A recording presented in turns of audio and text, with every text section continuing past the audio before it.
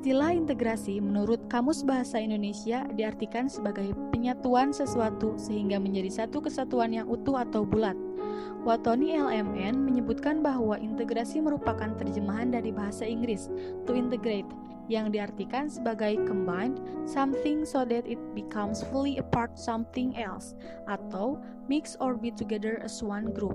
Artinya, integrasi merupakan suatu proses mengkombinasikan, menggabungkan atau menyatu padukan sesuatu dengan suatu komponen dengan komponen atau unsur lainnya, sehingga menjadi sesuatu yang utuh atau bentuk lain yang lebih baik. Integrasi keilmuan lahir dari pemikiran tentang adanya fakta pemisahan dikotomi antara ilmu-ilmu agama dan ilmu-ilmu umum. Banyak faktor yang menyebabkan ilmu-ilmu tersebut dikotomis atau tidak harmonis, antara lain karena adanya perbedaan pada tataran ontologis, epistemologis, dan aksiologis kedua bidang ilmu pengetahuan tersebut.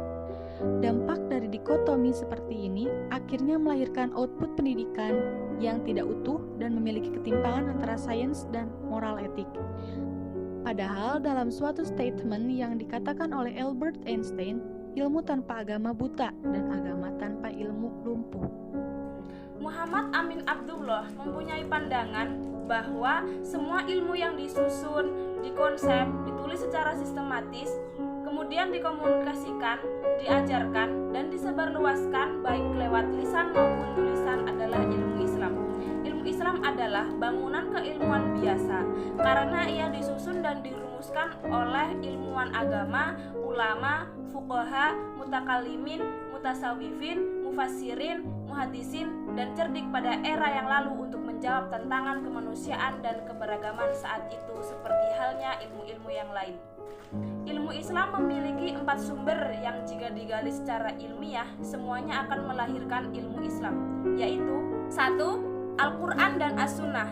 Al-Quran dan As-Sunnah merupakan sumber ilmu-ilmu Islam yang di dalamnya ditemukan unsur-unsur yang dapat dikembangkan untuk membentuk keberagaman, konsep, bahkan teori yang dapat difungsikan untuk menyelesaikan berbagai permasalahan yang dihadapi umat. 2. Alam semesta, seperti astronomi, fisika, kosmologi, geografi. 3. Diri manusia. Dari diri sendiri sebagai alam mikro akan melahirkan berbagai ilmu sosial maupun humaniora setelah dilakukan penelitian, observasi, dan eksperimen baik dari aspek fisik, psikis, dan sosiologis. 4. Sejarah. Sejarah sebagai sumber ilmu pengetahuan mengungkap peristiwa masa silam, baik peristiwa politik, sosial, maupun ekonomi pada suatu negara, bangsa, benua, atau dunia.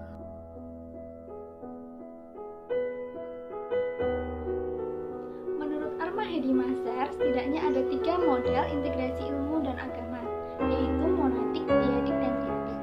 Yang pertama adalah model monadik, merupakan model yang populer di kalangan fundamentalis religius dan sekuler. Yang kedua, model diadik. Model ini memiliki beberapa varian. Varian yang pertama berpendapat bahwa sains dan agama adalah 2 kebenaran yang setara. Kemudian, varian yang kedua berpendapat bahwa sains dan agama merupakan satu kesatuan yang tidak dapat dipisahkan. Kemudian varian yang ketiga berpendapat bahwa sains dan agama itu memiliki kesamaan, dan dari kesamaan itulah yang akan menjadi bahan integrasi untuk keduanya. Kemudian yang ketiga, model triadik. Model triadik ini memiliki unsur ketiga yang menjembatani antara sains dan agama. Jembatan tersebut adalah filsafat. Kemudian, ada dikotomi wilayah ilmu pengetahuan dan dimensi Islam. Ilmu pengetahuan itu bersumber kebenarannya didasarkan pada aspek rasio dan empiris. Sedangkan dimensi Islam, kebenarannya mutlak bersumber dari Tuhan. Yang kedua, ilmu pengetahuan itu adalah konkret, sedangkan dimensi Islam itu abstrak atau transendental.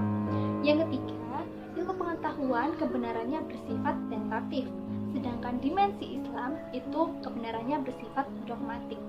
Kemudian yang keempat, ilmu pengetahuan itu dualisme antara hitam atau putih, sedangkan dimensi Islam hanyalah tauhid. Sekian dari kelompok kami. Apabila ada kekurangan atau kesalahan, mohon maaf. Wassalamualaikum warahmatullahi wabarakatuh.